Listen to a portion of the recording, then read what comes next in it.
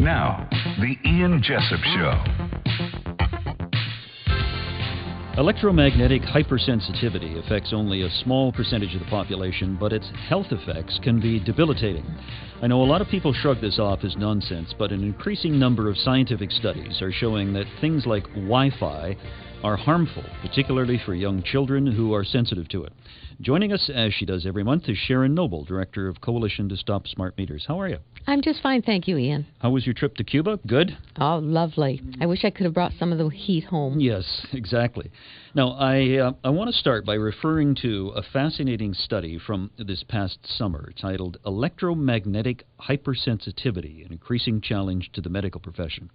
Now, take us through some of the conclusions of this study, because I don't think people really appreciate that this can have a terrible effect on some people. It can. And this is nothing new. It started out in about the 1940s and 50s as microwave sickness or radiation sickness in the military.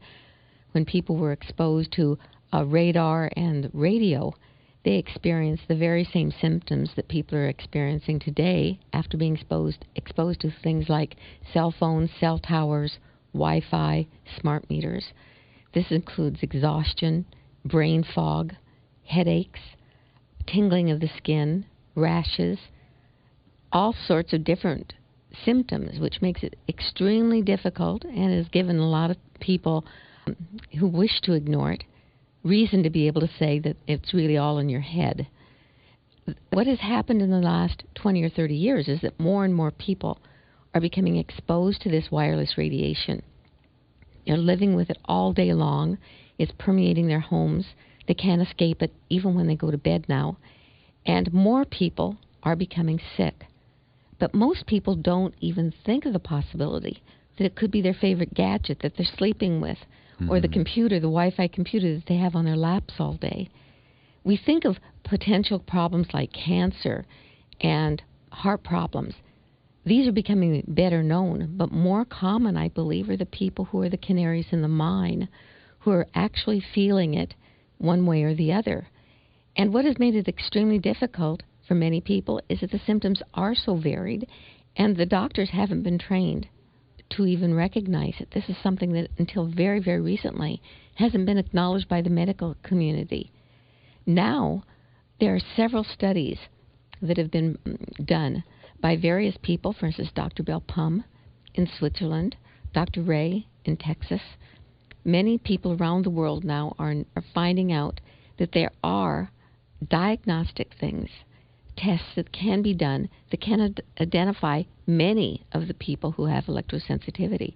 Until now, it was all, It's all in your head. Yeah, it's all in your head, or I can feel this. How do you prove that I have a headache? How do you prove that my skin is tingling?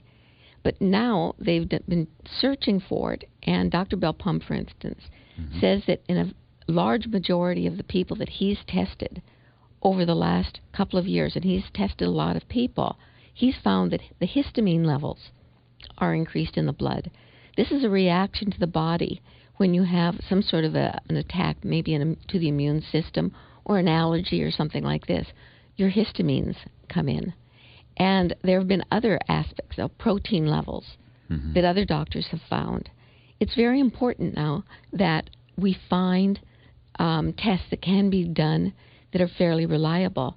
In the past, we've had things, for instance, like Dr. Magda Havas has done tests on people using DEC phones, for instance, alongside a cardiologist.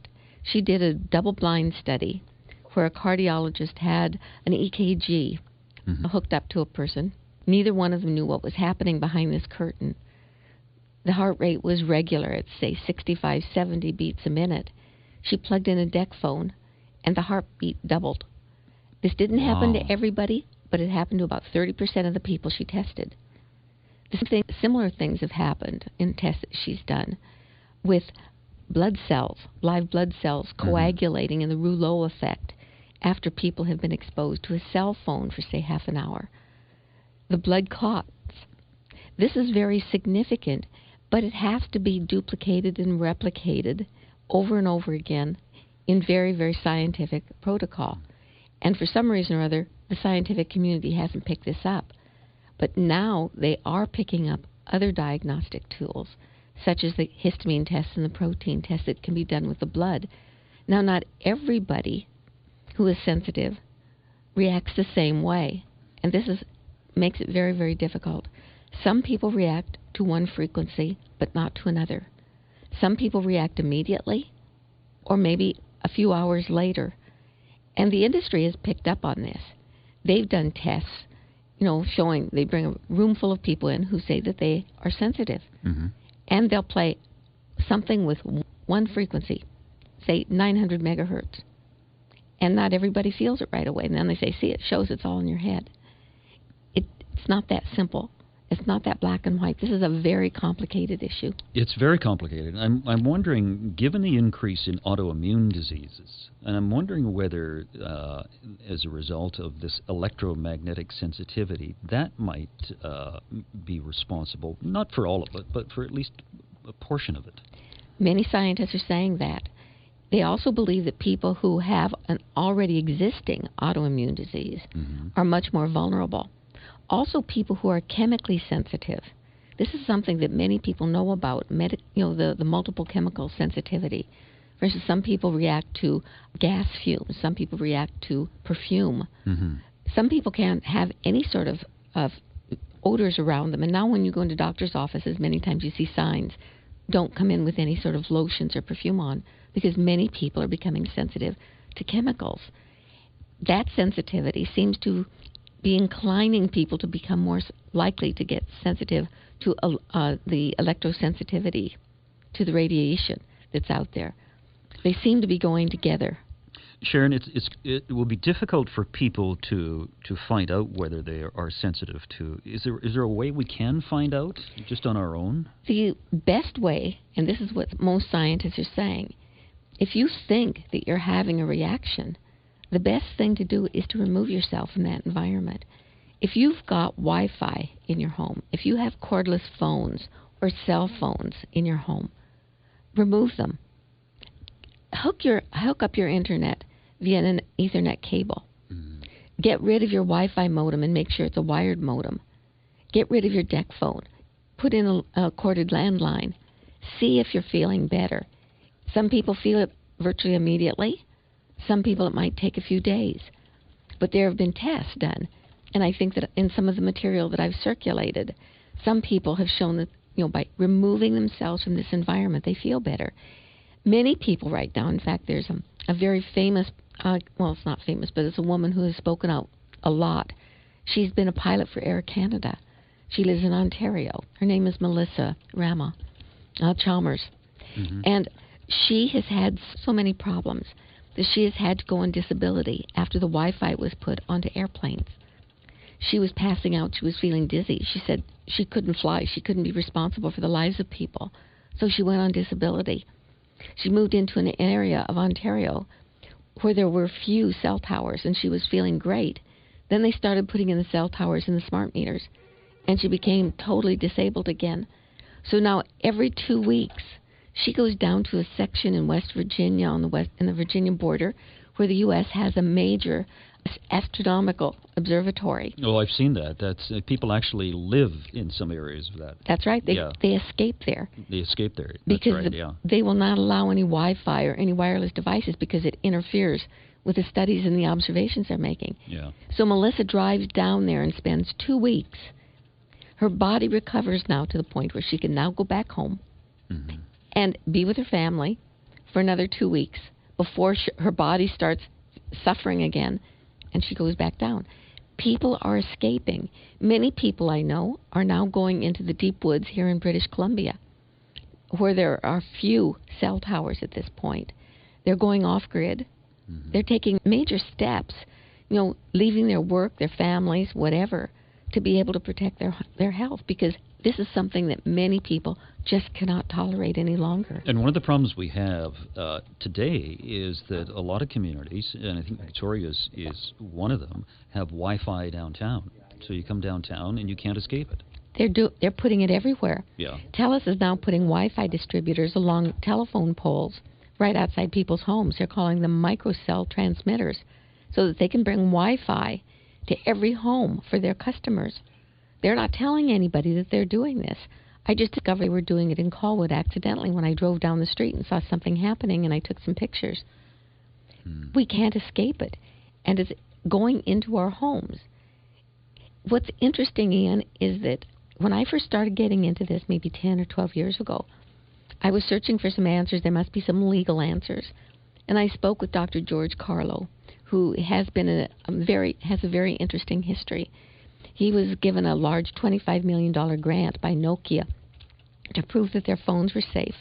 And when he found that they weren't safe, his studies were put in a drawer and forgotten. I spoke with him to see if he could suggest anything, because he has a law background. And he suggested that two things are happening that he thinks people should be considering. One, these things are trespassing into our homes.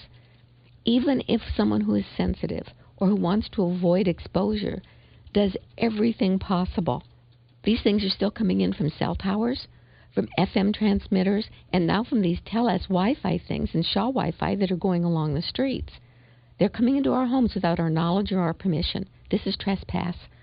Also, assault. These are assaulting our bodies. If your body is being harmed by someone who comes up and hits you, you could sue them for assault. How is this different? This is assaulting your body. And I know people who have children in schools who are being assaulted by the Wi-Fi in schools. And they can't get their children out of the schools. They can't get the Wi-Fi out of the schools. I want to talk to you about that when we come back. Sharon Noble is our guest. She's a director of the Coalition to Stop Smart Meters. We'll take a break and come right back. It's the Ian Jessop Show. Welcome back. Sharon Noble is our guest. She's the director of the Coalition to Stop Smart Meters. And I have an email here from Ryan who says, it is possible that small meter EMR, electromagnetic radiation, is safe, but we may never know. BC Hydro is bringing the protests upon themselves with their secrecy. A friend who is a professor of physics tried to get information that would reassure him. He asked for details about frequency of data transmission, duration, and signal strength. BC Hydro just responds with their boilerplate nonsense about it being comparable to using a cell phone for X minutes per day. The comparison is meaningless because the frequency being sent, the duration, and signal strength is what matters. And he says, just to add, it was almost comical that BC Hydro initially offered to remove a smart meter to prove cause of health issues. Comical because in my case, my meter is at the far end of my house, and my neighbor's meter is just a few feet from my bed. This would be a common scenario. Absolutely. And Hydro is misleading people. I would say it's lying, but I'm not supposed to use that word. When you ask them about the strength, they obfuscate. They will not give you the information. They also say that there's only 4 to 6 signals a day, and that's untrue. There may be only 4 to 6 data signals, but we know that there are signals virtually constantly. There was a court case in California, and PG&E, which was using the same kind of meters, but all the meters basically work the same way, had to provide internal documents. And the internal documents showed that there were between, on average, 10,000 to 119,000 transmissions a day. Because it's like a heartbeat, isn't it? Well, a very fast heartbeat. It's because what it's doing is there's a mesh grid system that Hydro has taken, where all of the smart meters within a particular area, they're up to 1,000 meters in an area, talk to each other. Hydro has to know when the grid is down, or it's sending instructions back, for instance, about power usage, whatever. Right. So these signals, these transmitters and these smart meters are talking to each other constantly, in addition to sending the data to Hydro. Now, Hydro is saying they constantly know how much data you have. If you want to find out how much you're using when you turn a light bulb on, look online. That takes a signal.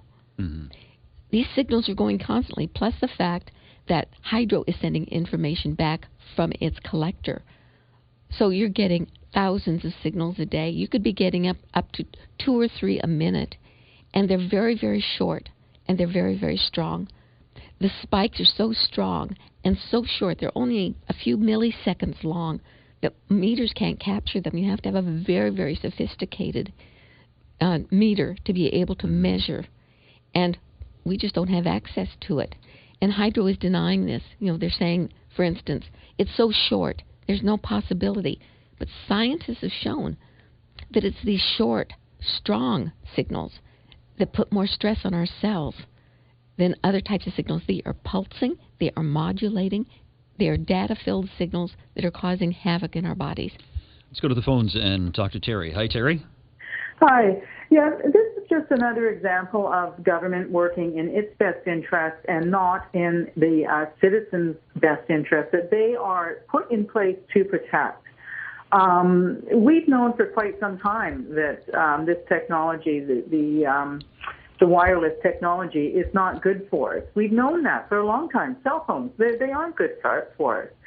And yet here they are mandating that they are on every single house, and they don't care what wall that's on, whether it's somebody's bedroom.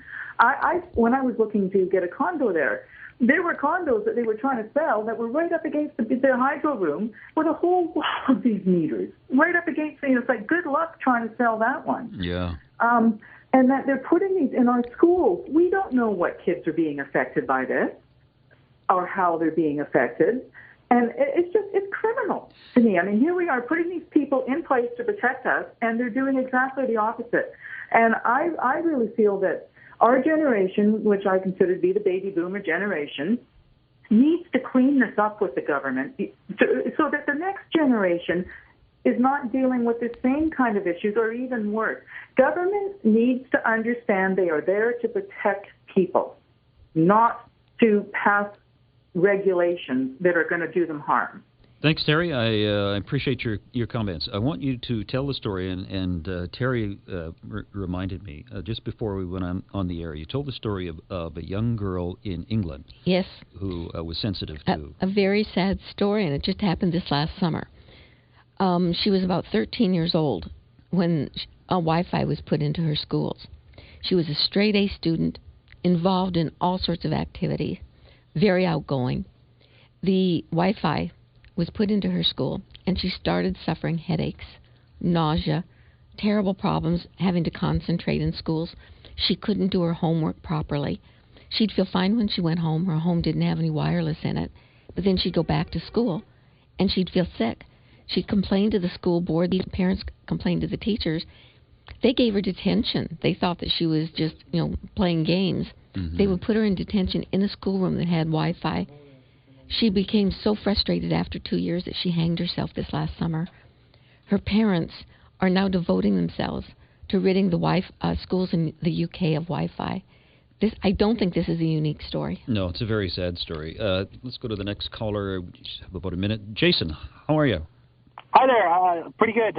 Just wanted to talk about the radio off option on the smart meters. I recently, in the last year, we had one put in our house, and we didn't want to change the meter, but we went with the radio off option just till we could get more studies and figure out what's going on. And I don't really want to be the guinea pig, so I'd like to wait till more conclusive evidence comes out, which it's kind of, both sides of the argument don't seem to really have clear indications. So I really want to be safe about it first, not out of fear, just common sense. And I just wanted you to comment on that.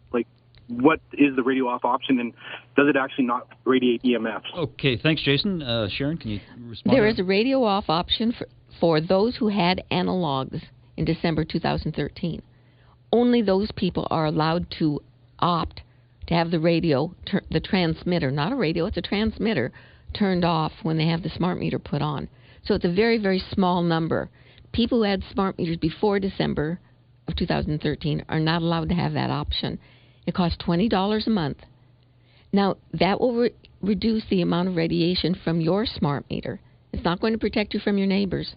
Mm-hmm. And it also is still a fire hazard. These meters, it's not the transmitter that causes the fire. It is the other design flaws. But you will still be exposed to your neighbor's radiation. Mm-hmm. And if the government decides down the road, and it could, that you're going to have it turned on, you will have no choice. It's there in your meter waiting to be turned on. They turn it on remotely. Sharon, thanks for coming in. We'll talk to you again in several weeks. Appreciate it. My Sharon pleasure. Noble, Director of the Coalition to Stop Smart Meters.